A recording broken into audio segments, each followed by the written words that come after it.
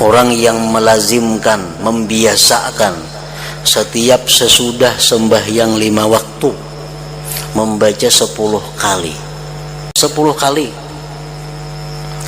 Allah hasilkan bagi dia kemudahan dalam rezeki dan kemudahan untuk beribadah. Tapi rutin 50 kali sehari, imbas sembahyang 5 waktu 10.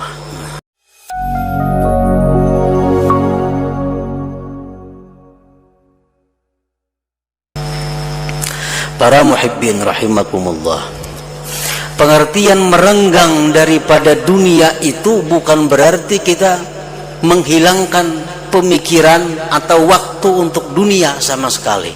Agama kita tidak melarang kita berurusan dunia. Agama bahkan mengatur bagaimana orang berusaha. Agama mengatur bagaimana orang bertani, beternak, berdagang dan sebagainya. Itu menunjukkan bahwa agama tidak melarang kita untuk mengurus dunia. Namun jangan sampai dalam hal mengurus dunia itu kita disebut orang yang rapat dengan dunia, orang yang akrab dengan dunia. Karena rapatnya kita dengan dunia, akrabnya kita dengan dunia, sehingga menyita banyak perhatian kita, menyita banyak waktu kita, itu menunjukkan hati kita sempit, hati kita tidak ada cahaya dari Allah Subhanahu wa ta'ala. Para muhibbin rahimakumullah, silahkan kita berusaha dunia, apapun usaha kita, tapi para ulama mengingatkan jangan lupa 3 hal. Kalau 3 perkara ini kita langgar, itu menunjukkan bahwa kita sudah termasuk orang yang terjerumus ke dalam jurang dunia. Tapi kalau 3 perkara ini masih bisa kita pelihara, kita masih bisa selamat daripada yang dicela.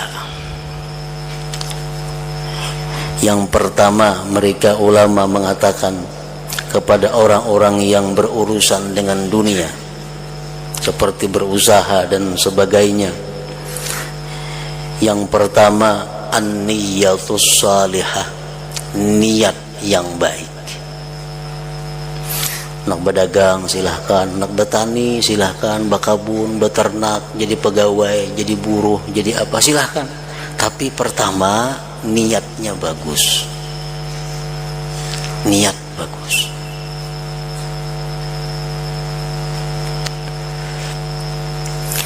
Rasulullah sallallahu alaihi wasallam bersabda, "Man talabad dunya halalan isti'fafan anil mas'alah wa sa'yan ala ahlihi wa ta'attufan ala jarihi ba'athahu Allah yawmal qiyamah wa wajhuhu kal qamari lailatal badar wa man talaba ad-dunya halalan mukathiran mufakhiran mura'iya laqiya Allah ta'ala yawmal qiyamah wa huwa alaihi ghadban." Nah, ini Rasulullah menerangkan bagaimana orang yang mencari dunia dengan niat. Barang siapa yang mencari dunia, berdagang, berkebun, halalan halal, jangan yang haram, yang halal. Niatnya mencari dunia yang halal itu adalah isti'fafan anil mas'alah, karena menghindari daripada mengemis,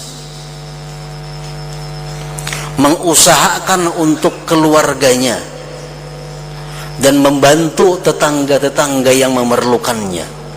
Nah, kalau kita berusaha dengan niat seperti itu, ba'asahullah yaumal qiyamah wa wajhuhu kal qamar lailatal badar, Allah bangkit nanti di hari kiamat, wajahnya seperti bulan purnama. Nah, ini berdagangnya kan jadi masalah. Niat kita mulai turun rumah, hendak usaha itu apa garang tujuan kita? Dan barang siapa yang mencari dunia yang halal tapi tujuannya, niatnya untuk memperbanyak harta, untuk bermegah-megah, untuk bearai, nanti dia di hari kiamat bertemu Allah, Allah marah kepadanya. Nah, ini contoh orang yang mencari dunia tapi niatnya kada baik. Padahal dagangannya sama, yang dijualnya sama, cuman saya punya niatnya bagus, kayaknya hari kiamat bercahaya wajah seperti bulan pertama, bulan purnama. Nang saya kemun ini niatnya kada baik, Allah marah. Nah, jadi silahkan kita mengurus dunia, tapi jangan lupa bahwa niatus salihah itu mesti ada, niat yang bagus. Berusaha dengan niat supaya kawan naik haji, bagus. Berusaha dengan niat supaya kawan umrah, bagus. Dengan niat berusaha supaya dapat keuntungan, saya membantu tetangga, membantu ini sebagainya. Nah, itu niat yang bagus. Yang kedua, bagi orang-orang yang berurusan dengan dunia, yang mesti dijaga adalah wifaqus syariah, mensesuaikan syariat. Berdagang sudah diatur oleh agama, bagaimana cara berdagang yang sah, bagaimana cara berdagang yang tidak sah, bagaimana cara berusaha yang diridai Allah, bagaimana cara usaha yang dimurkai Allah. Untuk menyiwakan apa, silahkan jadi tukang siwa, tapi sesuai dengan syariah.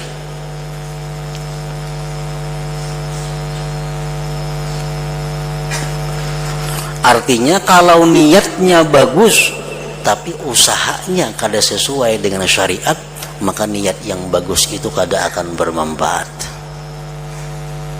Orang gawian nang haram, gawian menipu orang, tujuan nak bersedekah, menambahi dosa benar. Menambahi dosa bukan dapat pahala. Nah, wifaqus syariah. Yang ketiga, supaya orang-orang yang mencari dunia tadi tidak termasuk dekat dengan dunia, la tulhi an dzikrillah, tidak melalaikan dia daripada zikrillah. Nah, waktu sembahyang kada terganggu, waktu membaca Quran kada terganggu, waktu menuntut ilmu kada terganggu, waktu membaca wirid kada terganggu, karena dagangannya, karena pekerjaannya semua teratur. Nah, berdagang ya berdagang, karena zikir ada lagi jam-jam tertentu. Nah, sehingga dagangannya itu kadang mengganggu dengan zikrullah, dengan sembahyang dan semisalnya. Nah, bila mana kita bisa berusaha dengan tiga perkara tadi, niatnya bagus, usahanya sesuai syariah, dan kita tidak melalaikan mengingat Allah subhanahu wa ta'ala, maka kita termasuk sudah dalam golongan orang-orang yang renggang daripada dunia tadi, yang menunjukkan bahwa dada kita, hati kita lapang, hati kita diberi cahaya dari Allah subhanahu wa ta'ala. Nah, alam nashrah laka sadrak, bukankah kami telah melapangkan, membuka dadamu wahai Rasul. Wa wada'na anka wizrak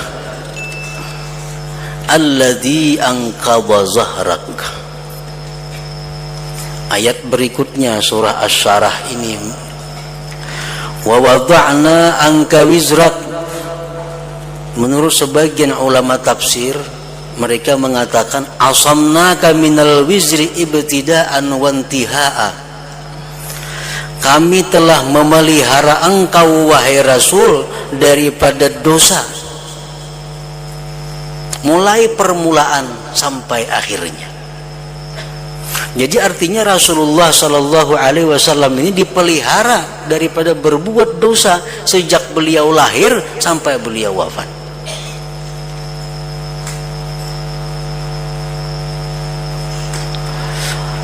Dalam satu riwayat pernah dijelaskan sebelum Nabi kita diutus oleh Allah, sebelum beliau diangkat menjadi Nabi. Di Makkah itu ada orang berpengantinan, orang-orang jahiliyah. Karena sebelum Nabi kita diutus, berarti itu masa jahiliyah. Nah, orang berpengantinan.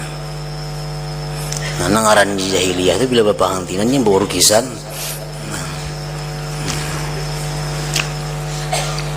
Ini orang jahiliyah berurusan.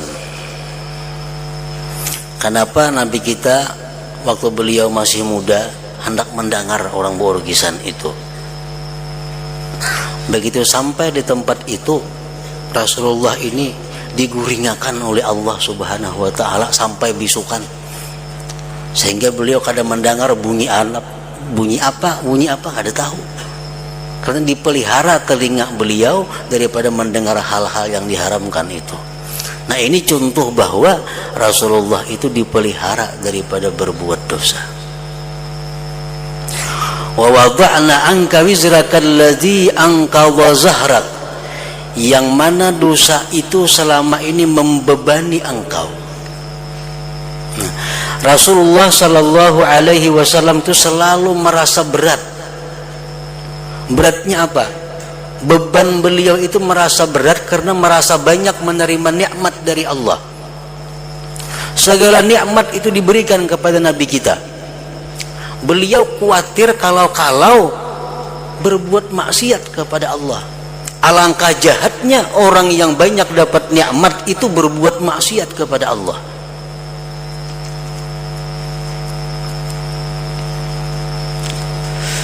Sedangkan beliau adalah al-insanul karim, manusia yang mulia. Al-insanul karim itu artinya kalau dia banyak diberi nikmat, kemudian dia tidak taat, dia akan menjadi beban yang berat. Nah, ini yang Rasulullah Sallallahu Alaihi Wasallam itu kadang-kadang merasa berat.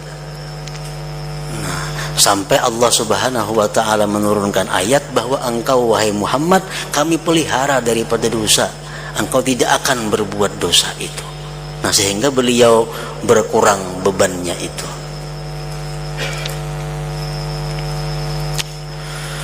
Wa rafa'na laka dzikrak, dan kami tinggikan bagi engkau wahai Rasul sebutan engkau.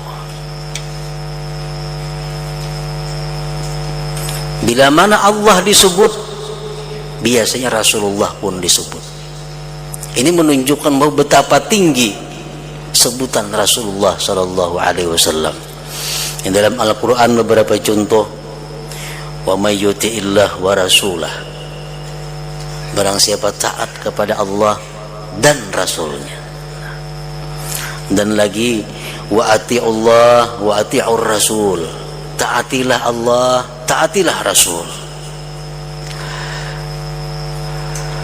Dalam ayat yang lain lagi, innal ladzina yubayyi'unaka innama yubayyi'una Allah, orang-orang yang baiat kepada engkau itu wahai Rasul sama baiatnya dengan Allah. Nah, jadi sebutan nama Rasulullah ini ditinggikan oleh Allah. Bahkan di dalam surga, di atas aras, di mana-mana ada tertulis Allah, di situ ada Muhammad Rasulullah. Wa rafa'na laka dzikrak. Fa inna ma'al usri yusra, inna ma'al usri yusra. Sesungguhnya beserta kesulitan itu ada kemudahannya. Sesungguhnya beserta kesulitan itu ada kemudahannya. Ulama tafsir menjelaskan maksud dua ayat ini adalah inna ma'al usri yusraini, bahwa setiap kali kita dapat satu kesusahan, kita akan dapat dua kelapangan. Kita dapat satu masalah, nama Allah kita sakit kepala, nama Allah kita kada karuan, tunggu ya, karena akan datang dua kelapangan. Inna ma'al usri yusrain, bahwa beserta satu kesulitan itu dua kelapangan. Kelapangan apa nang dua itu? Pertama, yusrun fid dunia, dia dapat kelapangan di dalam dunia. Nah, yang kedua, wa yusrun fil akhirah, dia dapat kelapangan di akhirat berkat kesabarannya menghadapi kesulitan tadi. Nah, inna ma'al usri yusra, inna ma'al usri yusra. Fa idza faraghta fansab. Yang ketujuh, ayat yang ketujuh, fa idza faraghta fansab, apabila engkau selesai dalam satu pekerjaan wahai Rasul, fansab, maka bekerjalah engkau pada urusan yang lain. Ulama tafsir menafsirkan ayat yang ketujuh ini, idza faraghta minas salatil maktubah fansab ila rabbika bid-du'a warghab ilaihi fil mas'alah yu'tik.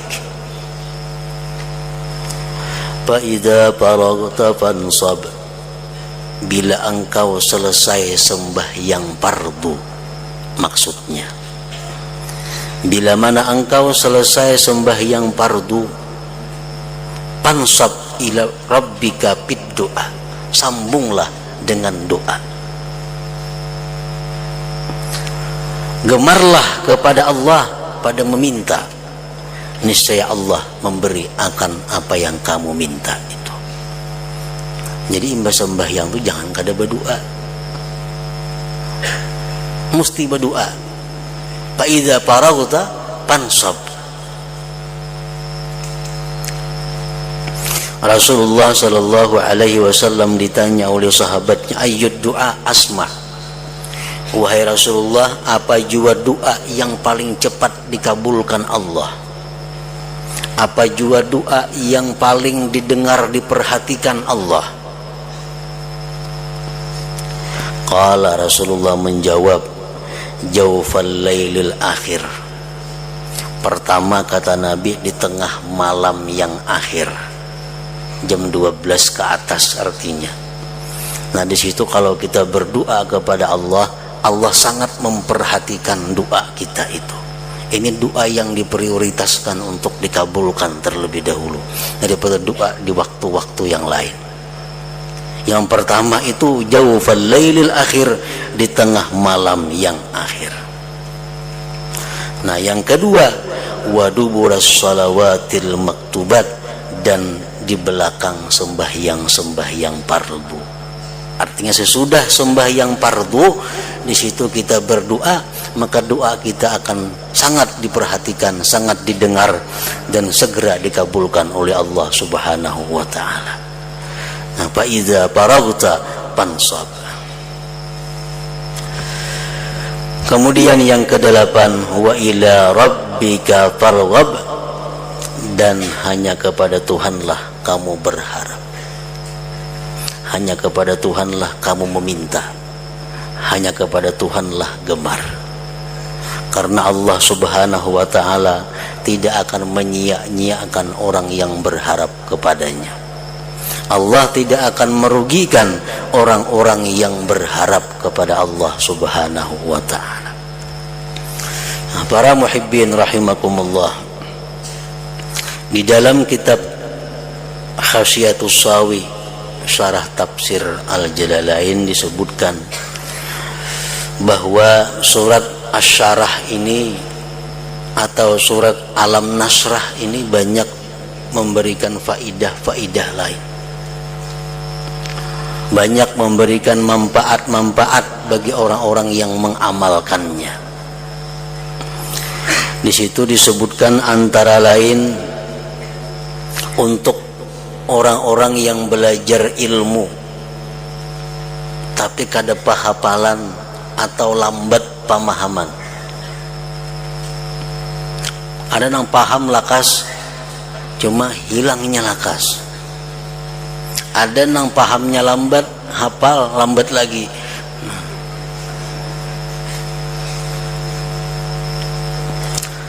Nah, oleh para orang-orang saleh disebutkan bahwa ada cara-cara tertentu agar orang tersebut bisa cepat paham, cepat hafal, dan awit pahamannya. disebutkan bahwa ditulis surat Alam Nasrah itu, khususnya orang-orang yang menuntut ilmu. Nah, ditulis surat Alam Nasrah itu di piring, tulis. Nah, ada usah Bismillahirrahmanirrahim, ada usah betitik, ada usah babaris, tulis. Nah, menginumi anak kakaknya. Nah, ditulis di piring, lawan pulpen, non sepidol, hanyar dituangi banyu putih, dihapus, dinginumakan lawan nang pembabal tadi. Insya Allah berkat Alam Nasrah, kekanakan atau nang tuha nang minum itu menjadi cepat paham dan hafal.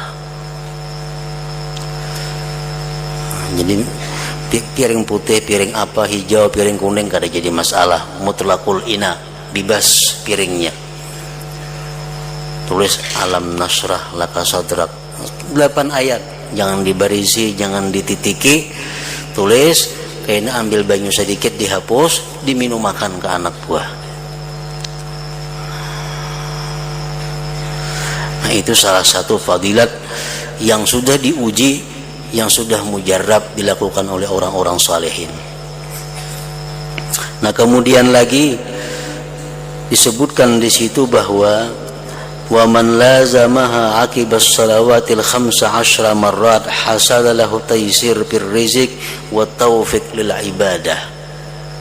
Orang yang melazimkan, membiasakan setiap sesudah sembahyang 5 waktu membaca 10 kali. Dimulai Bismillahirrahmanirrahim, Alam nasrah laka sadrak wa wada'na anka wizrak. Nah, kalau menulis tinggal bismillahnya tadi, kalau membaca baca Bismillahirrahmanirrahim, Alam nasrah, seterusnya 10 kali. Allah hasilkan bagi dia kemudahan dalam rezeki dan kemudahan untuk beribadah. Nah, tapi rutin 50 kali sehari, imbah sembahyang 5 waktu 10.